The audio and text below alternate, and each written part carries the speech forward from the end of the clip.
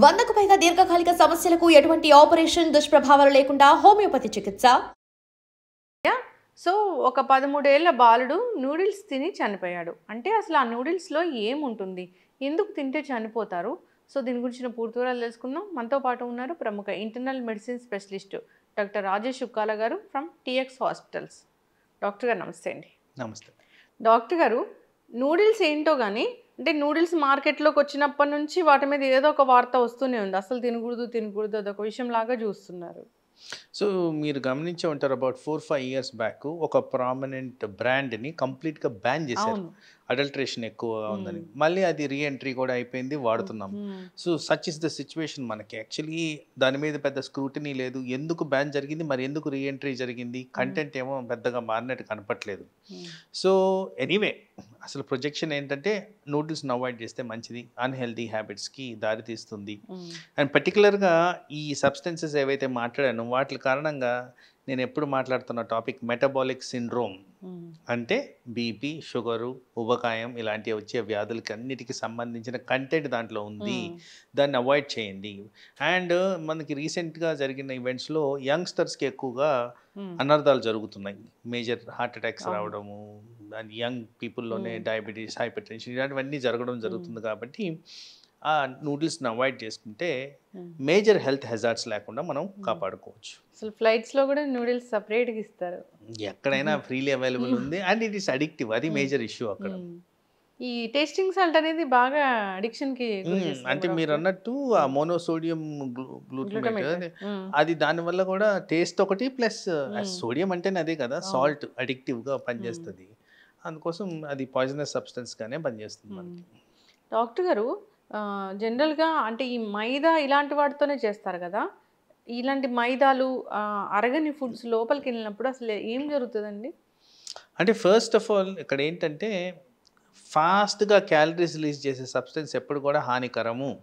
పర్టికులర్గా మన subset of పాపులేషన్లో ఎక్కడైతే డయాబెటీస్ ఇన్సిడెన్స్ ఎక్కువగా ఉందో, ఎట్లయితే షుగర్ ఫాస్ట్గా రిలీజ్ చేసే సబ్స్టెన్స్ ఉంటుందో, షుగర్ వచ్చే విధంగా బాడీ మీద చూపిస్తుంది ఎఫెక్ట్స్. సో ఆ కారణంగా డయాబెటిక్ పాపులేషన్ పెరుగుతూ వస్తుంది. అంటే ఒకటి నూడిల్స్ తిన్నందుకే వస్తుందని కాదు, any substance fast release sugars ఇచ్చే దగ్గర మనకి హెల్త్ రిలేటెడ్ ఇష్యూస్ జరుగుతున్నాయి.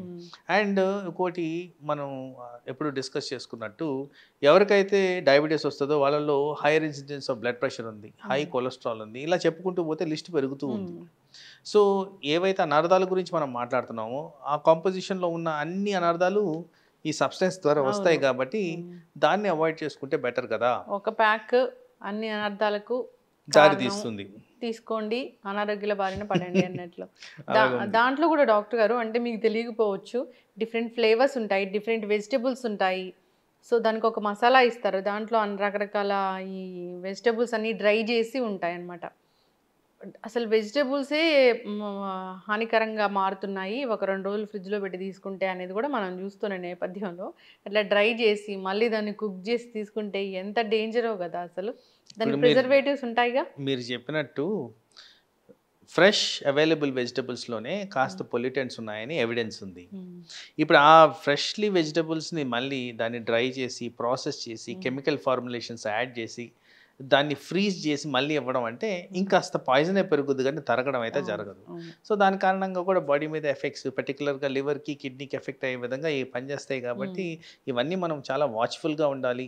పిల్లలకి ఎప్పుడన్నా తినిపిస్తున్నప్పుడు కూడా ఇవన్నీ ఆలోచన చేసి తినిపించడం అనేది చాలా ముఖ్యం. హెవీలీ ప్రాసెస్డ్ ఫుడ్ని ఎక్కడైనా అవాయిడ్ చేయడం చాలా ఇంపార్టెంట్ థింగ్గా మేము గమనిస్తున్నాం. ఇది ఇంకా కుక్ చేయకుండా తిన్నాడు అని చెప్తున్నారు. కుక్ చేయకుండా తినడం ఏంటో అసలు. కొంతమందికి మెడికల్ కండిషన్ ఒకటి ఉంది, పైకా అంటాం మేము. ఇట్లా రా ఐటమ్స్ని తినడం అలవాటు చేసుకుంటారు. అది కూడా మీరు అన్నట్టు 3 ప్యాకెట్లు తింటే మరి ఆ మసాలాలు అవన్నీ కడుపులోకి వెళ్ళినప్పుడు కాస్త ప్రాబ్లమే క్రియేట్ చేస్తుంటుంది. మోస్ట్ లైక్లీ సోడియం రిలేటెడ్ ఇష్యూవే వచ్చి ఉండొచ్చు అని అనుకుంటున్నాను, ఉప్పు ఎక్కువయ్యి. అయితే డాక్టర్ గారు, మీరు కొన్ని వీడియోస్ చూసారా ఎప్పుడైనా?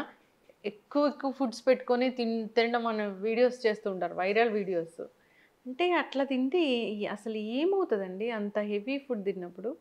డెఫినెట్గా అబ్నార్మల్ అది. ఇప్పుడు మనకి ఎంత రిక్వైర్మెంట్ ఉందో అంతే తినాలి. కానీ అదేదో ఒక చేప తింటారు, ఒక మటన్ తింటారు, ఒక చికెన్ తింటారు, అక్కడే ఎంత ఫుడ్ తింటారు.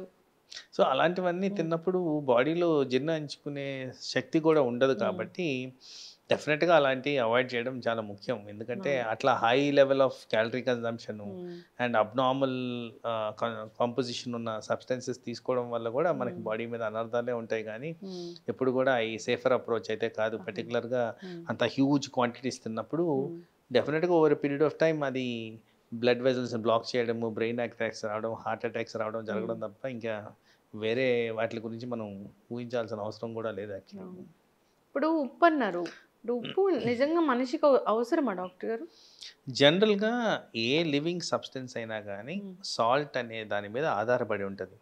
కాకపోతే అది ఒక మోతాదు వరకే అది యాక్సెప్టెడ్.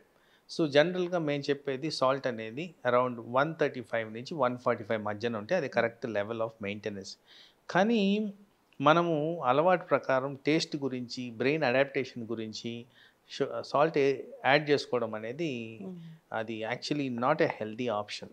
దాని కారణంగా బ్లడ్ ప్రెషర్ రావడం, ఈ హై సాల్ట్ వల్ల డిహైడ్రేషన్ అవ్వడం, బ్రెయిన్ మీద ఎఫెక్ట్స్, కాన్సన్ట్రేషన్ మెకానిజం కోల్పోవడం ఇలాంటివన్నీ జరుగుతాయి. కాబట్టి సాల్ట్ అనేది రిక్వైర్డ్ అమౌంట్స్, ఆ రిక్వైర్డ్ అమౌంట్స్ కూడా not more than 2 grams per day.